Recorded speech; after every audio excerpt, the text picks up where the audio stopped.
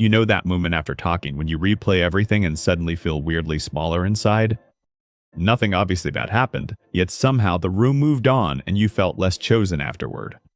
Maybe they smiled, maybe they nodded, maybe they were polite, but something still landed wrong there.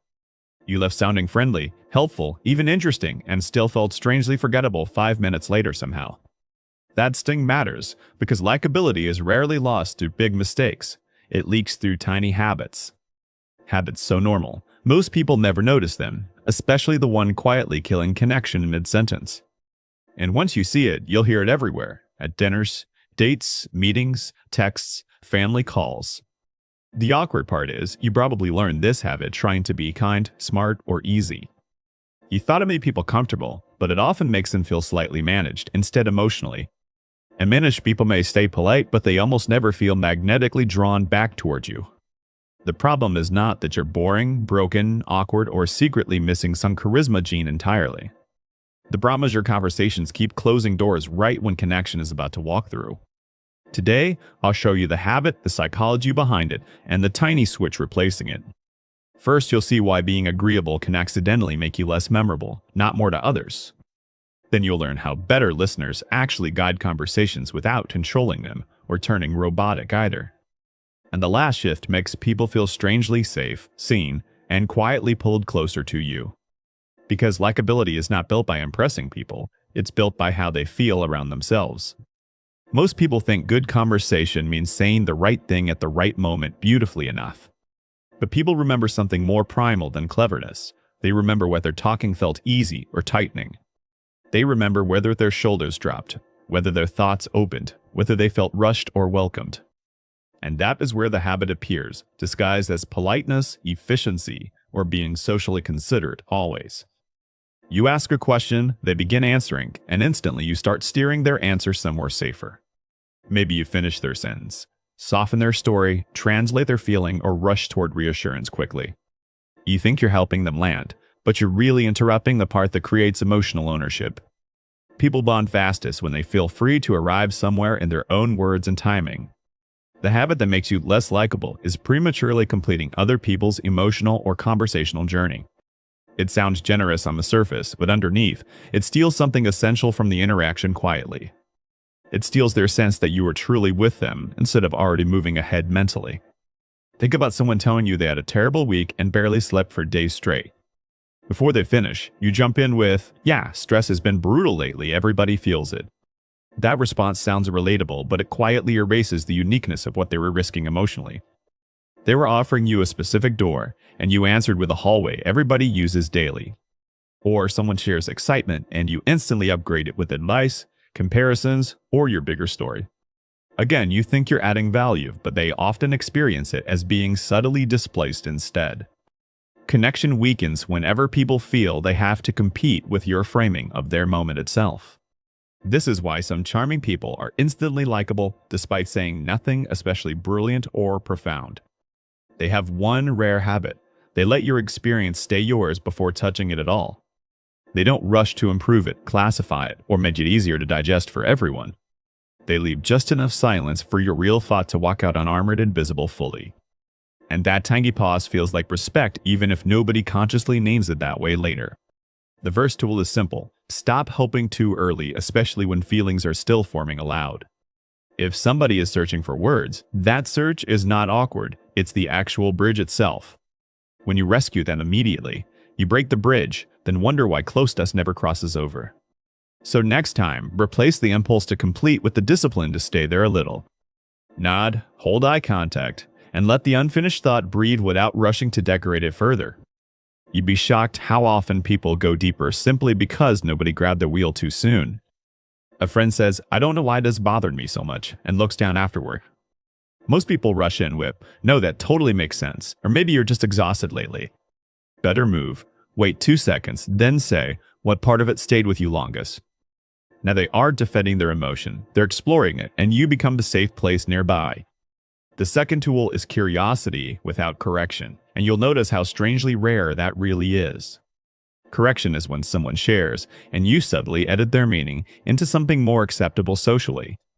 They say, "I hated that party," and you answer, "Maybe you were just overwhelmed by everyone." Or they say, I miss him, and you reply, you miss the routine more than him. That might sound insightful, but insight offered too early often feels like someone editing your diary. Real curiosity asks for one more detail instead of one better interpretation from you right now. It sounds like, what was the hardest moment, or what did you want instead in there? Those questions don't corner people. They widen the room and let honesty take up space naturally. And when honesty can breathe, likability rises because people trust how they feel near you emotionally. Quick pause. If this is hitting uncomfortably close, like the video so more people find it. Subscribe if you want better social instincts, and comment which habit you catch yourself doing most. The third tool is reflective listening, but not the stiff version people use in workshops usually. Bad reflective listening sounds like a customer service script wearing human skin and borrowed empathy badly. Good reflective listening is shorter, warmer, and lightly mirrors the emotional center, not every detail exactly.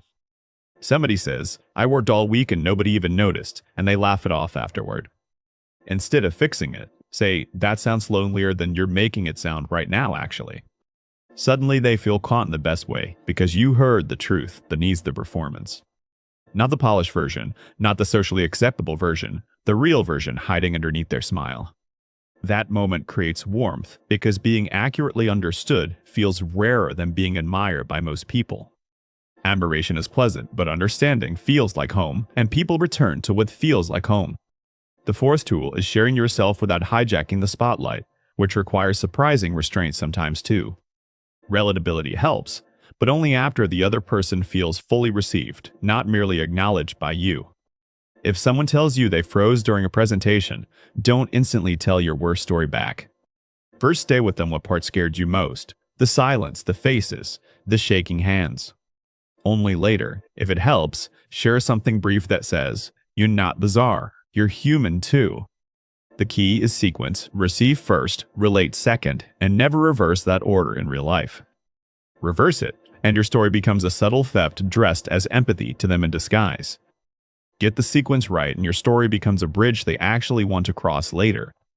The fifth tool sounds tiny, but it changes everything. Name the energy, not just the facts. Facts are useful, but energy is what people secretly hope you'll notice without being told directly.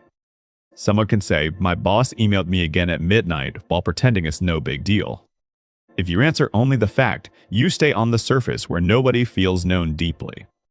If you answer the energy, you say, that sounds invasive, like your brain never gets off. Now the conversation sharpens, because you've touched the real bruise instead of the visible clothing outside. People feel closer to you when they sense you can detect emotional weather with precision gently. Not dramatically, not theatrically, just clearly enough that they stop translating themselves for you anymore tonight. And that's exhausting, translating yourself all day into something cleaner, calmer, easier for others to handle. The most likable people reduce that exhaustion. They don't add to it for anyone around them. Now here's the twist. The habit isn't only about interrupting words, it's interrupting emotional momentum too. Momentum is what makes someone feel invited to reveal the next honest thing to you safely. Kill that momentum enough times, and people unconsciously start giving you edited versions of themselves only. They stay nice, but the conversation never reaches the layer where attachment really forms between people. This is why some interactions feel smooth yet strangely empty, like chewing flavorless gum for hours. No conflict, no disaster, just no spark with returning to tomorrow with anyone involved there again. And people rarely know why. They just know they don't miss the conversation later very much. So if you want to become more likable, stop chasing impressive and start protecting momentum instead. Protect the pause, protect their wording, protect the emotional direction they were brave enough to begin. When you protect those things, people don't merely enjoy you, they start trusting themselves around you. And self-trust is deeply sticky, because everyone remembers who made them feel more like themselves. Not smaller, not corrected, not gently reshaped into a version that fits better socially for others. More themselves means less performance, less scanning, less second-guessing every sentence before it lands out. And the person associated with that relief becomes magnetic without trying very hard at all suddenly.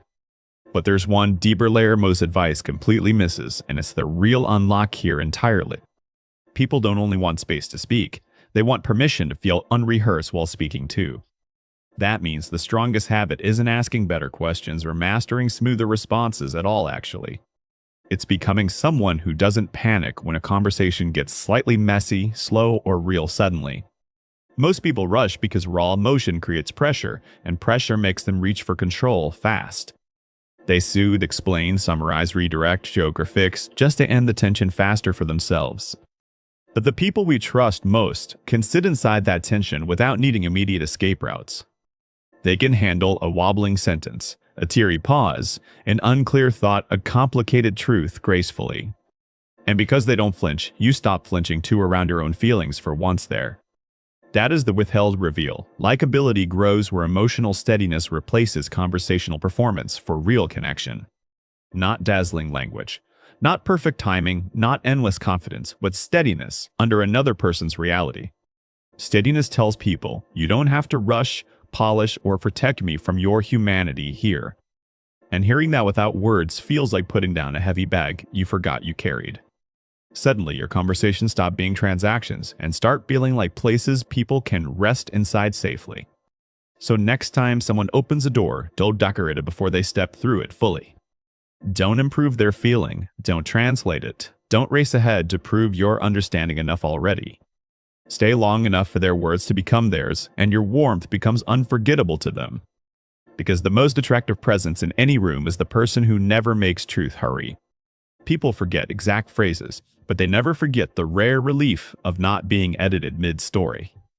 They never forget who let their unfinished thought arrive barefoot and still welcomed it inside warmly. And in a world full of interruption, that kind of patience feels almost like love itself. So become the person who holds the moment steady enough for honesty to bloom completely bare.